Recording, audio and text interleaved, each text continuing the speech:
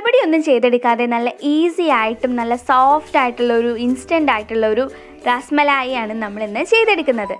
അപ്പോൾ നല്ല ടേസ്റ്റി ആയിട്ടുള്ളതും നല്ല സോഫ്റ്റ് ആയിട്ടുള്ളതുമാണ്. പിന്നെ നമ്മൾ സാധാരണ ചെയ്യുന്നത് പോലെ സമയമൊന്നും ഇതിന് ആവശ്യമില്ല. അപ്പോൾ അതെങ്ങനെയാണെന്ന് നോക്കിയാലോ.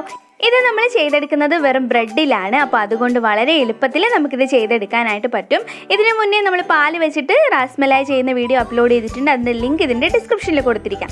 വേറൊരു പാനിലേക്ക് 2 കപ്പ് പാലാണ് ചേർത്ത് കൊടുത്തിട്ടുള്ളത്. അതിലേക്ക് 1/4 കപ്പ് അളവിൽ പഞ്ചസാരയും 1 ടേബിൾ സ്പൂൺ അളവിൽ പാൽപ്പൊടിയും കൂടെ ചേർത്തിട്ട് നന്നായിട്ടൊന്ന് കുറുക്കി അത്യാവശ്യം ഒന്ന് വറ്റിച്ചെടുക്കണം. സാധാരണ നമ്മൾ റബഡി ചെയ്തെടുക്കുന്നത് നല്ലപോലെ പാല് 4 കപ്പ് പാലിനെ വറ്റിച്ച് 1 കപ്പ് ആക്കി എടുത്തതിന് ശേഷമാണ് നമ്മളത് ചെയ്തെടുക്കുന്നത്.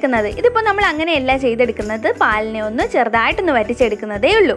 ഇതുപോലെ പാൽപ്പാടയൊക്കെ ഒന്ന് നീക്കി കൊടുത്ത് നമുക്കിതുപോലെ ഒന്ന് ചെറുതായിട്ടൊന്ന് വറ്റിച്ചെടുക്കാം. ഇനി നമ്മൾ ഇതിലേക്ക് ചേർക്കുന്നത് ഒരു 1.5 ടേബിൾ സ്പൂൺ അളവിൽ കസ്റ്റാർഡ് പൗഡറാണ്.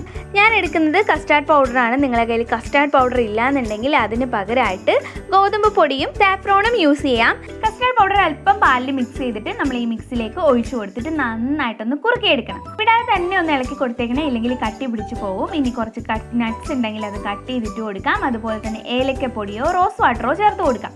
ഇനി ഇതെല്ലാം കൂടി നന്നായിട്ട് മിക്സ് ചെയ്ത് കുറച്ചൊന്ന് കുറുകി വരുന്നവരെ ഒന്ന് ഇളക്കി കൊടുക്കാം. കൈവിടാതെ ഇളക്കി കൊടുത്തില്ല എന്നുണ്ടെങ്കിൽ കസ്റ്റാർഡ് പൗഡർ ആകുമ്പോഴേ കുറച്ച് കട്ടിയായി പോകാനുള്ള സാധ്യതയുണ്ട്, അടി കട്ടി പിടിച്ച് പോകാനുള്ള സാധ്യതയുണ്ട്.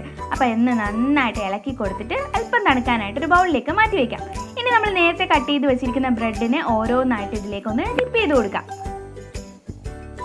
ഇതുപോലെ തന്നെ നമുക്ക് എല്ലാം ഇതിലേക്കൊന്ന് മുക്കി ഇതിലേക്ക് ഇട്ട് കൊടുത്തു കഴിഞ്ഞാൽ നല്ല ടേസ്റ്റി ആയിട്ടുള്ള റാസ്മലായി ഇവിടെ റെഡി ആയിട്ടുണ്ട്. ഇൻസ്റ്റൻ്റ് ആയിട്ട് ചെയ്തെടുക്കാവുന്നതാണ്. ഒരുപാട് ഇൻഗ്രീഡിയൻസ് ഒന്നും തന്നെ വേണ്ട.